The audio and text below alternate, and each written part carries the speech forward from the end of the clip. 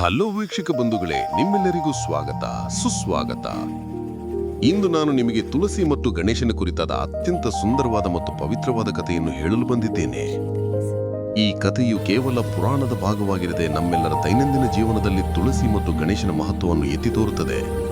ಈ ಕಥೆಯನ್ನು ಸಂಪೂರ್ಣವಾಗಿ ನೋಡಿ. ನಿಮಗೆ ಈ ಕಥೆ ಇಷ್ಟವಾದರೆ ಈ ಕಥೆಗೆ ಒಂದು ಲೈಕ್ ಕೊಡಿ, ಹಾಗೆ ನಿಮ್ಮ ಬಂಧು ಮಿತ್ರರಿಗೆಲ್ಲ ಶೇರ್ ಮಾಡಿ. ಹಾಗೇನೆ ನಮ್ಮ ಚಾನಲ್ ಅನ್ನು ಸಬ್ಸ್ಕ್ರೈಬ್ ಮಾಡಿ, ಪಕ್ಕದಲ್ಲಿರುವ ಬೆಲ್ ಬಟನ್ ಒತ್ತಿ ಆಲ್ ಅಂತ ಸೆಲೆಕ್ಟ್ ಮಾಡುವುದನ್ನು ಮರೆಯಬೇಡಿ.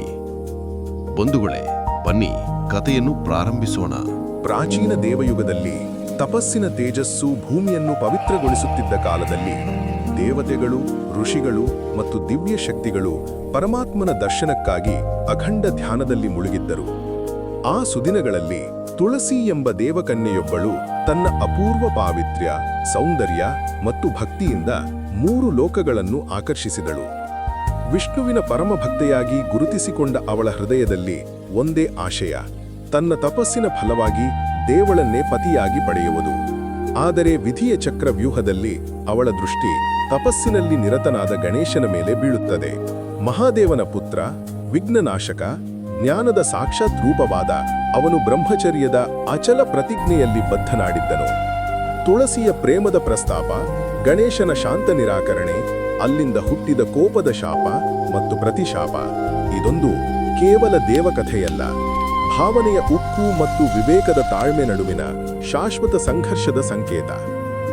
ಈ ಕಥೆಯ ಮೂಲಕ ನಾವು ಕಾಣುವುದು ಹೇಗೆ ಒಂದು ಕ್ಷಣದ ಆವೇಗ ದೇವಲೋಕದ ಸಂಪ್ರದಾಯಗಳನ್ನೇ ಬದಲಾಯಿಸಿತು. ಎಲ್ಲ ದೇವತೆಗಳ ಪೂಜೆಯಲ್ಲಿ ತುಳಸಿ ಅನಿವಾರ್ಯಳಾದರೂ ಗಣೇಶನ ಆರಾಧನೆಯಲ್ಲಿ ಮಾತ್ರ ನಿಷೇಧಿತಳಾದಳು. ಆದರೆ ಇದರಲ್ಲಿ ಅಡಗಿದೆ ಆಳವಾದ ತತ್ವಶಾಸ್ತ್ರ. ಪ್ರೇಮವು ವಿನಯವಿಲ್ಲದಿದ್ದರೆ ಶಾಪವಾಗುತ್ತದೆ, ವಿವೇಕವು ಕರುಣೆಯಿಲ್ಲದಿದ್ದರೆ ಕಠೋರವಾಗುತ್ತದೆ. ಈ ಪುರಾಣ ಕಥೆಯು ಇಂದಿಗೂ ಗಣೇಶ ಚತುರ್ಥಿಯ ಸಂಪ್ರದಾಯಗಳಲ್ಲಿ ಜೀವಂತವಾಗಿದೆ. ನಮಗೆ ನೆನಪಿಸುತ್ತದೆ, ಜೀವನದ ಪ್ರತಿ ಶುಭಾರಂಭದಲ್ಲೂ ಗಣೇಶನ ಜ್ಞಾನದ ಅಗತ್ಯವಿದೆ ಮತ್ತು ಪ್ರತಿ ಭಕ್ತಿಯಲ್ಲೂ ತುಳಸಿಯ ಪಾವಿತ್ರ್ಯದ ಸ್ಪರ್ಶವಿದೆ. ಪ್ರಾಚೀನ ಕಾಲದಲ್ಲಿ ಭೂಮಿಯ ಮೇಲೆ ತಪಸ್ಸಿನ ಶಕ್ತಿ ಅಪಾರವಾಗಿದ್ದ ಸಮಯದಲ್ಲಿ ಪ್ರತಿ ದೇವತೆ, ಋಷಿ ಮತ್ತು ದೇವದೂತರು ತಪಸ್ಸು ಮೂಲಕ ಪರಮಾತ್ಮನ ದರ್ಶನ ಪಡೆಯುವ ಆಶಯದಿಂದ ಜೀವಿಸುತ್ತಿದ್ದರು. ಆ ಸಮಯದಲ್ಲಿ ತುಳಸಿ ಎಂಬ ದೇವಕನ್ಯೆಯು ಅತ್ಯಂತ ಭಕ್ತಿಯುಳ್ಳವಳಾಗಿದ್ದಳು. ಅವಳು ವಿಷ್ಣುವಿನ ಪರಮಭಕ್ತೆ.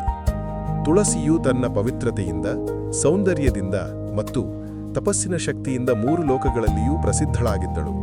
ಒಂದು ದಿನ ತುಳಸಿದೇವಿ ತಪಸ್ಸಿನಲ್ಲಿ ಮುಳುಗಿದ್ದಾಗ ಅವಳ ಹೃದಯದಲ್ಲಿ ಒಂದು ಸಂಭ್ರಮ ಹುಟ್ಟಿತು. ನಾನು ಯಾರ ಪತಿಯಾಗಿ ದೇವರನ್ನು ಪಡೆಯುವೆ ಎಂದು ಆಕೆಗೆ ಕುತೂಹಲವಾಯಿತು. ದೇವತೆಗಳು ಹೇಳಿದ್ದರು, ಯಾರು ನಿನ್ನಂತಹ ಪಾವಿತ್ರ್ಯವಂತಿಯನ್ನು ಪತ್ನಿಯಾಗಿ ಪಡೆಯುತ್ತಾರೋ ಅವರು ಅತ್ಯಂತ ಭಾಗ್ಯಶಾಲಿಯಾಗುವರು. ಈ ಮಾತು ತುಳಸಿಯ ಮನಸ್ಸಿನಲ್ಲಿ ಸದಾ ಘೋಷಿಸುತ್ತಿತ್ತು. ಅವಳು ತಪಸ್ಸಿನ ಮೂಲಕ ವಿಷ್ಣುವನ್ನು ಪತಿಯಾಗಿ ಪಡೆಯಬೇಕೆಂದು ಮನಸ್ಸು ಮಾಡಿದ್ದಳು. ಆದರೆ ವಿಧಿಯು ಬೇರೆ ಯೋಜನೆ ಮಾಡಿತ್ತು. ಅದೇ ಸಮಯದಲ್ಲಿ ಗೋಕರ್ಣ ಪರ್ವತದ ಬಳಿಯಲ್ಲಿ ದೇವತೆಗಳ ಪುತ್ರನಾದ ಗಣೇಶನು, ವಿಶ್ವದ ಶುಭ ಕಾರ್ಯದ ಆರಂಭದ ಸಂಕೇತವಾಗಿರುವ ದೇವರು, ತಪಸ್ಸಿನಲ್ಲಿದ್ದನು.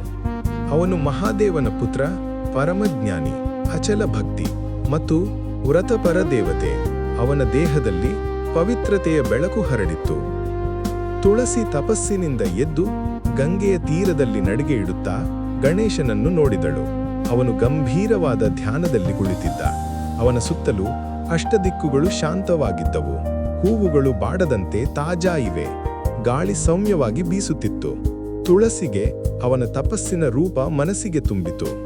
ಅವಳು ನಗುತ್ತಾ ಹೇಳಿದಳು, ಓ ಗಣೇಶ, ನಿನ್ನ ರೂಪ, ನಿನ್ನ ತಪಸ್ಸಿನ ತೇಜಸ್ಸು ಎಲ್ಲರಿಗಿಂತ ಭಿನ್ನವಾಗಿದೆ.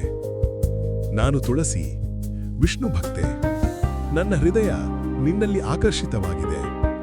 ನಿನ್ನ ಪತ್ನಿಯಾಗಲು ನನಗೆ ಅನುಮತಿ ನೀಡು.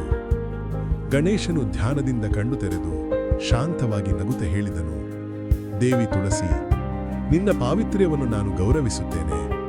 ಆದರೆ ನಾನು ಬ್ರಹ್ಮಚಾರಿ. ನನ್ನ ಜೀವನದ ಉದ್ದೇಶ ವಿಶ್ವದ ಕಾರ್ಯಗಳಲ್ಲಿ ಭಾಗವಹಿಸುವುದು, ಜನರಿಗೆ ಜ್ಞಾನ ಮತ್ತು ಶುಭವನ್ನು ನೀಡುವುದು. ವಿವಾಹವು ನನ್ನ ಮಾರ್ಗವಲ್ಲ. ತುಳಸಿಗೆ ಇದು ನಿರಾಕರಣೆಯಾಗಿ ತೋಚಿತು. ಆಕೆಯ ಮನಸ್ಸು ವಿಷಾದದಿಂದ ತುಂಬಿತು.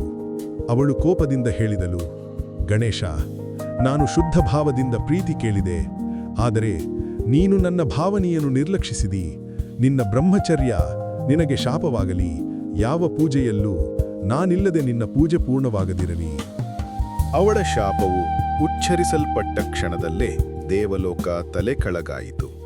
ಆಕಾಶ ಕಂಪಿಸಿತು, ನದಿ ಉಕ್ಕಿತು, ಹೂವುಗಳು ಬಾಡಿದುವು. ಗಣೇಶನು ಶಾಂತವಾಗಿ ತಾಳ್ಮೆಯಿಂದ ನಗುತ್ತಾ ಹೇಳಿದನು, ತುಳಸಿ, ನಿನ್ನ ಶಾಪ ನನ್ನ ಮೇಲಾದರೂ ನಿನ್ನ ಅಹಂಕಾರಕ್ಕೂ ಪಾಠ ನೀಡುತ್ತೇನೆ. ನಿನ್ನ ಪವಿತ್ರತೆ ನಾಶವಾಗದಿರಲಿ. ಆದರೆ ಭೂಮಿಯಲ್ಲಿ ನೀನು ಎಂದೆಂದಿಗೂ ದೇವತೆಗಳ ಪೂಜೆಯಲ್ಲಿ ಭಾಗಿಯಾಗುವೆಯಾದರೂ ನನ್ನ ಪೂಜೆಯಲ್ಲಿ ಮಾತ್ರ ನಿಷೇಧಿತಳಾಗುವೆ. ಅಂದರೆ ಎಲ್ಲ ದೇವತೆಗಳ ಆರಾಧನೆಯಲ್ಲಿ ತುಳಸಿ ಪವಿತ್ರ ಅಂಶವಾಗಿ ಪರಿಗಣಿಸಲ್ಪಡುತ್ತಾಳೆ. ವಿಷ್ಣು, ಶಿವ, ಲಕ್ಷ್ಮೀ ಪೂಜೆಯಲ್ಲಿ ತುಳಸಿ ಅತ್ಯಂತ ಅವಶ್ಯಕ. ಆದರೆ ಗಣೇಶ ಪೂಜೆಯಲ್ಲಿ ಮಾತ್ರ ತುಳಸಿ ನಿಷೇಧಿತಳು.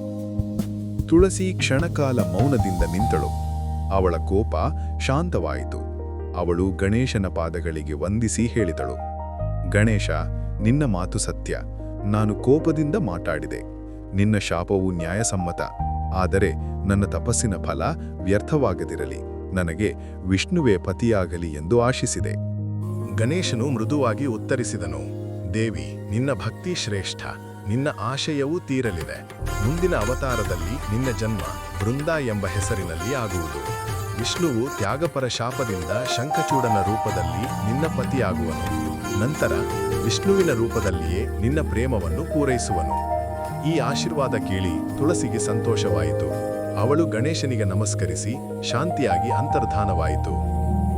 ಆ ದಿನದಿಂದಲೇ ದೇವತೆಗಳ ಮಧ್ಯೆ ಒಂದು ಸಂಪ್ರದಾಯ ರೂಪವಾಯಿತು. ಗಣೇಶನ ಪೂಜೆಯಲ್ಲಿ ತುಳಸಿ ಬಳಸಬಾರದು, ಏಕೆಂದರೆ ಅವನಿಗೆ ತುಳಸಿಯು ಶಾಪ ನೀಡಿದಳು. ಇದು ದೇವತೆಗಳ ಮಧ್ಯೆ ಭಕ್ತಿಯು, ಕೋಪವು, ವಿಧಿಯು ಹೇಗೆ ಕೆಲಸ ಮಾಡುತ್ತವೆ ಎಂಬುದರ ಸಂಕೇತವಾಗಿದೆ. ಆದರೆ ಈ ಕಥೆಯು ಕೇವಲ ಶಾಪದ ಕಥೆಯಲ್ಲ. ಇದು ಒಂದು ಆಳವಾದ ತತ್ವವನ್ನು ಹೇಳುತ್ತದೆ. ತುಳಸಿ ಭಕ್ತಿಯ ಪ್ರತೀಕ. ಅವಳು ಭಾವನೆಯ ಉತ್ಸಾಹವನ್ನು ಪ್ರತಿನಿಧಿಸುತ್ತಾಳೆ. ಗಣೇಶನು ಜ್ಞಾನ ಮತ್ತು ನಿಯಮದ ಪ್ರತೀಕ. ಅವನು ತಪಸ್ಸು, ಸಮಾಧಾನ, ವಿವೇಕವನ್ನು ಪ್ರತಿನಿಧಿಸುತ್ತಾನೆ. ಭಾವನೆ ಅಂದರೆ ತುಳಸಿ ಮತ್ತು ವಿವೇಕ ಅಂದರೆ ಗಣೇಶ ಒಂದೇ ವೇಳೆಯಲ್ಲಿ ಪೂರ್ಣವಾಗಿ ಒಂದಾಗಲು ಸಾಧ್ಯವಿಲ್ಲ. ಆದ್ದರಿಂದ ತುಳಸಿಯು ಗಣೇಶನ ಪೂಜೆಯಲ್ಲಿ ನಿಷೇಧಿತಳು. ಆದರೆ ಕಥೆಯ ಮತ್ತೊಂದು ತಾತ್ಪರ್ಯವೇನೆಂದರೆ, ಗಣೇಶನು ತನ್ನ ಹೃದಯದಲ್ಲಿ ತುಳಸಿಯನ್ನು ದ್ವೇಷಿಸುತ್ತಿಲ್ಲ. ಅವನು ಕೇವಲ ತತ್ವದ ಸೀಮೆಯನ್ನು ಕಾಯ್ದುಕೊಳ್ಳುತ್ತಾನೆ. ತುಳಸಿಯು ಎಲ್ಲಾ ದೇವತೆಗಳ ಹೃದಯದ ಭಾಗವಾಗಿದ್ದರೂ ಗಣೇಶನ ಧ್ಯಾನದಲ್ಲಿ ಅವಳ ಅಂಶವು ಪ್ರತ್ಯೇಕವಾಗಿ ಗೌರವಿತವಾಗಿದೆ, ಆದರೆ ಹೊರಗಿನಿಂದ ಅಲಂಕರಿಸದಂತೆ ನಿಷೇಧಿತವಾಗಿದೆ. ಜನಪದದ ಪ್ರಕಾರ ಕೆಲವು ಗ್ರಾಮಗಳಲ್ಲಿ ಈ ಕಥೆಯನ್ನು ಸ್ಮರಿಸಿಕೊಂಡು ಗಣೇಶ ಚತುರ್ಥಿಯ ದಿನ ತುಳಸಿಗೆ ನೀರು ಹಾಕುವುದಿಲ್ಲ, ಆದರೆ ತುಳಸಿ ದೇವಿಯ ಪವಿತ್ರತೆಯನ್ನು ಗೌರವದಿಂದ ನೆನಪಿಸ್ತಾರೆ. ಹೀಗಾಗಿ ಗಣೇಶ ಪೂಜೆಯಲ್ಲಿ ತುಳಸಿ ನಿಷೇಧವಿರುವುದು ಶಾಪದ ಕಾರಣಕ್ಕಿಂತಲೂ ತತ್ವದ ಕಾರಣದಿಂದಾಗಿ. ಅದು ತಪಸ್ಸು ಮತ್ತು ಪ್ರೇಮದ ನಡುವಿನ ಸಮತೋಲನವನ್ನು ತೋರಿಸುತ್ತದೆ. ತುಳಸಿ ಮತ್ತು ಗಣೇಶನ ಕಥೆ ನಮಗೆ ತಿಳಿಸುತ್ತದೆ, ಭಕ್ತಿ ಎಂದರೆ ಕೇವಲ ಪ್ರೇಮವಲ್ಲ, ಅದು ವಿವೇಕವೂ ಆಗಬೇಕು. ಗಣೇಶನು ನಮಗೆ ಹೇಳುತ್ತಾನೆ, ಭಾವನೆಗೆ ನಿಯಮ ಇರಬೇಕು, ನಿಯಮಕ್ಕೆ ಭಾವನೆ ಇರಬೇಕು. ತುಳಸಿ ನಮಗೆ ಹೇಳುತ್ತಾಳೆ, ಪ್ರೀತಿಗೆ ಸತ್ಯದ ಬೆಳಕು ಇರಬೇಕು. ಈ ಇಬ್ಬರ ಕಥೆಯು ಶಾಶ್ವತ ಪಾಠವಾಗಿದೆ. ಜೀವನದಲ್ಲಿ ಯಾವ ಕಾರ್ಯಕ್ಕೂ ಶುಭಾರಂಭ ಮಾಡುವಾಗ ನಾವು ಗಣೇಶನನ್ನು ಸ್ಮರಿಸುತ್ತೇವೆ ಮತ್ತು ಶ್ರದ್ಧೆ, ಪಾವಿತ್ರ್ಯ, ಪ್ರೇಮವನ್ನು ತೋರಿಸಲು ತುಳಸಿಯನ್ನು ನೆನಪಿಸುತ್ತೇವೆ. ಎರಡೂ ಬೇರೆ ಮಾರ್ಗಗಳಾದರೂ ಅವು ಎರಡೂ ದೇವತ್ವದ ಬಾಗಿಲುಗಳೇ. ಅದಕ್ಕಾಗಿ ಗಣೇಶನ ಪೂಜೆಯಲ್ಲಿ ತುಳಸಿ ನಿಷೇಧಿತಳಾದರೂ ಅವಳು ಗಣೇಶನ ತಪಸ್ಸಿನ ಮಹತ್ವವನ್ನು ಪ್ರತಿಪಾದಿಸುವ ಶಾಶ್ವತ ದೇವತೆಯಾಗಿ ಉಳಿದಿದ್ದಾಳೆ. ವೀಕ್ಷಕ ಬಂಧುಗಳೇ, ನಿಮಗೆ ಈ ವಿಡಿಯೋ ಇಷ್ಟವಾದರೆ ವಿಡಿಯೋಗೆ ಲೈಕ್ ಮಾಡಿ, ಕಾಮೆಂಟ್ ಮಾಡಿ. ಹಾಗೆಯೇ ಈ ವಿಡಿಯೋವನ್ನು ನಿಮ್ಮ ಬಂಧು ಮಿತ್ರರು ಹಾಗೂ ಸ್ನೇಹಿತರೊಂದಿಗೆ ಹಂಚಿಕೊಳ್ಳುವುದನ್ನು ಮರೆಯಬೇಡಿ. ನಮ್ಮ ಚಾನೆಲ್ ಅನ್ನು ಸಬ್ಸ್ಕ್ರೈಬ್ ಮಾಡುವುದು ಮರೆಯಬೇಡಿ. ಮುಂದಿನ ವಿಡಿಯೋದಲ್ಲಿ ಮತ್ತೆ ಭೇಟಿಯಾಗೋಣ. ಧನ್ಯವಾದಗಳು.